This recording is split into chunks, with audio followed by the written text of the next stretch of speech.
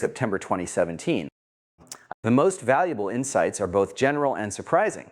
F equals MA, for example, but general and surprising is a hard combination to achieve.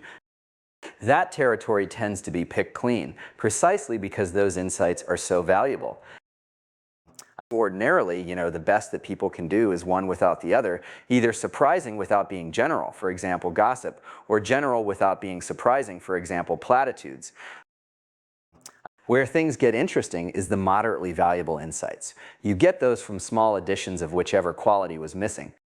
The more common case is a small addition of generality, a piece of gossip that's more than just gossip, because it teaches something interesting about the world.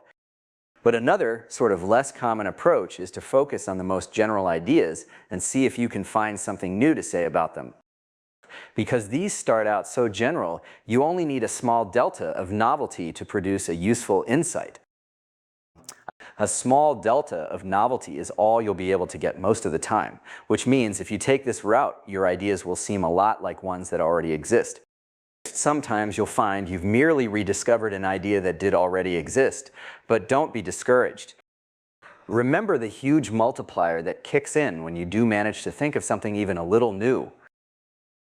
Corollary: the more general the ideas you're talking about, the less you should worry about repeating yourself. If you write enough, it's inevitable you will. Your brain is much the same from year to year, and so are the stimuli that hit it. I feel slightly bad when I find I've said something close to what I've said before, as if I were plagiarizing myself. But rationally, one shouldn't. You won't say something exactly the same way the second time, and that variation increases the chance you'll get that tiny but critical delta of novelty. And of course, ideas beget ideas. That sounds familiar. An idea with a small amount of novelty could lead to one with more, but only if you keep going.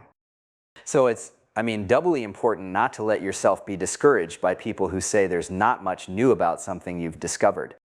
Not much new is a real achievement when you're talking about the most general ideas.